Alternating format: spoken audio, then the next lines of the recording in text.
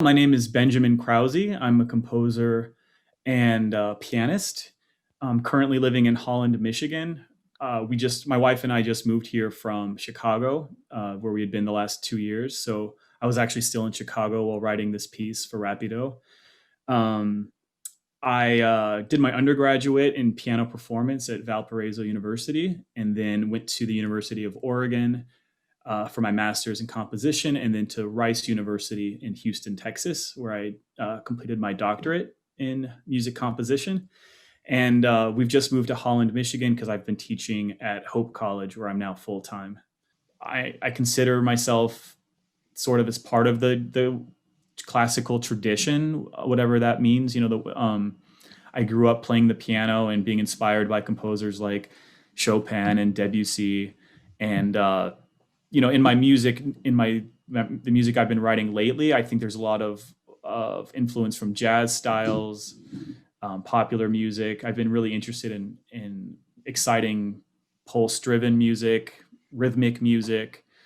Uh, I think as a classical composer, in air quotes, I'm really still inspired by a lot of the composers from the early 20th century who were grappling for the first time with sort of a breakdown of the tradition or a splintering of the tradition. Like, we're all trying to deal with the interaction between tradition um, and the contemporary trends and what's happening now.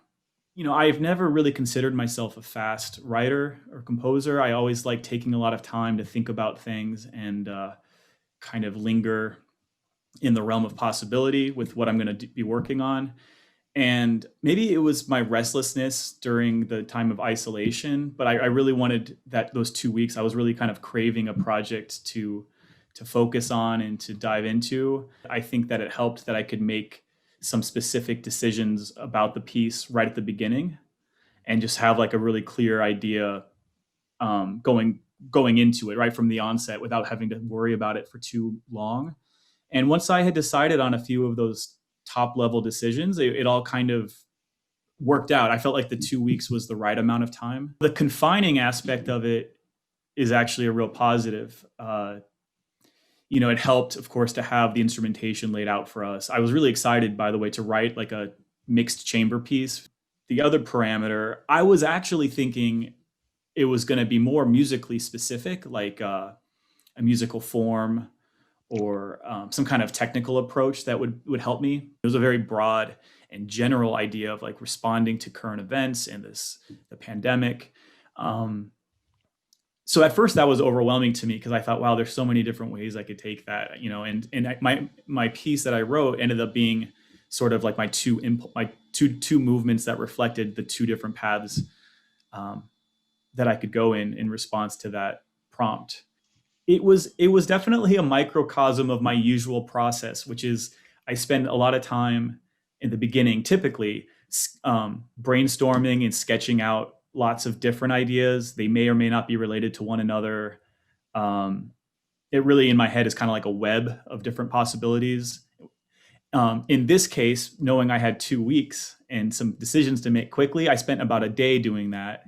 I didn't hit that moment of, sometimes I hit a few days of panic where it's like you kind of white knuckle the project to completion, Yeah. usually filled with regrets of like, oh, I should have done this and this is not going to turn out. I mean, I'm not saying there wasn't any of that or any doubts or anything, but I did have a couple of days at the end to sort of take a deep breath and think about it and edit it, which was really nice. So I feel like my process being kind of squeezed into 14 days still worked to some extent.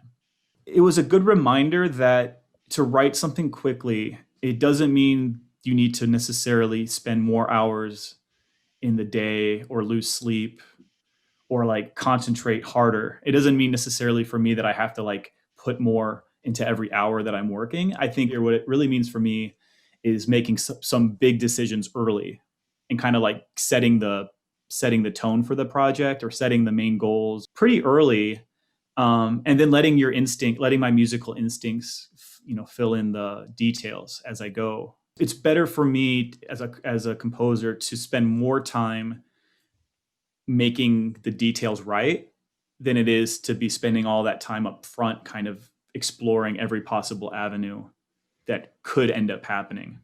During the composition of this piece in early June, this follows right after the murder of George Floyd and the resulting protests, and just this great kind of upheaval, I think, that we all saw and are continuing to see in this country.